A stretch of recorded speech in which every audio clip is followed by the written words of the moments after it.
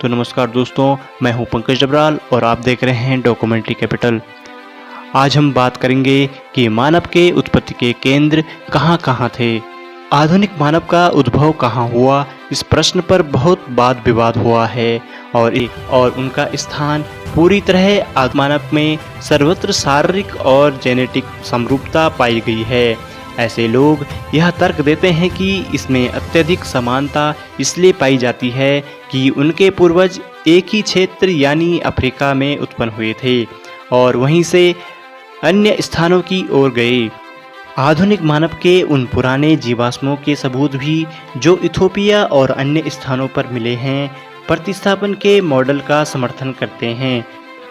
इस विचारधारा के विद्वानों का कहना है कि आज के मनुष्यों में जो शारीरिक भिन्नताएं पाई जाती है, उनका कारण उन लोगों का परिस्थितियों के अनुसार हजारों वर्षों की अवधि में अपने आप को ढालने देना है, जो उन विशेष क्षेत्रों में गए और हमेशा के लिए वहां के स्थानीय निवासी बन गए।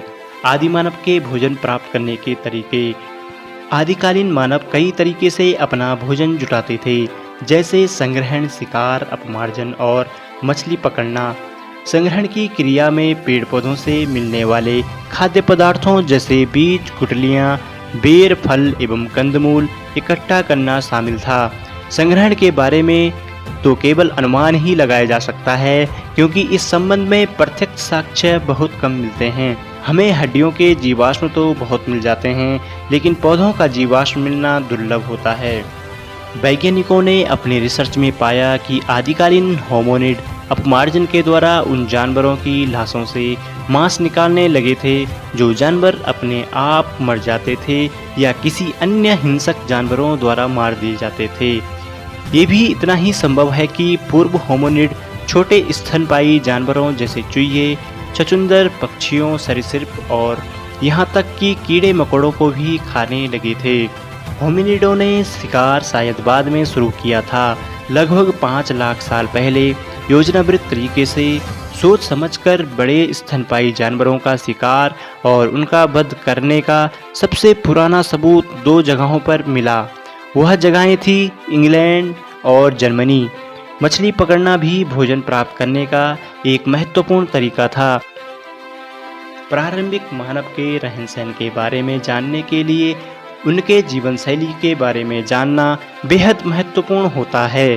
केन्या तथा हजारों स्थलों में शल्क उपकरण और हस्तकोठार मिले हैं। ये औजार 7 लाख से 5 लाख साल पुराने हैं।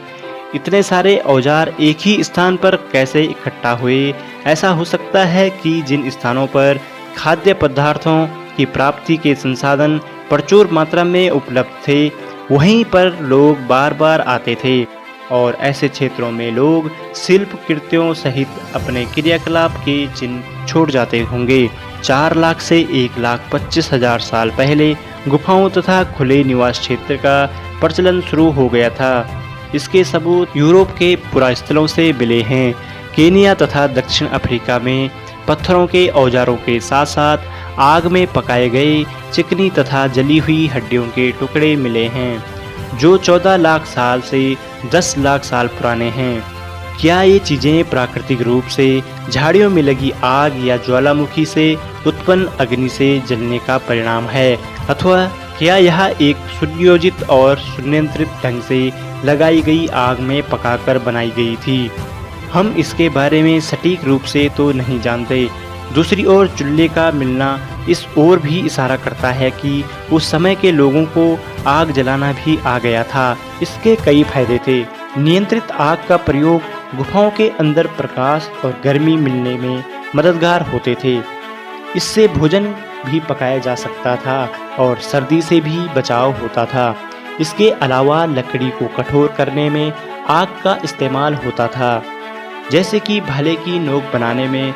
शल्क को निकालकर औजार बनाने में आग की गर्मी उपयोगी होती थी। हड्डी, सींग, हाथी दांत या लकड़ी पर नक्काशी करना या खरीदना अब संभव हो गया था।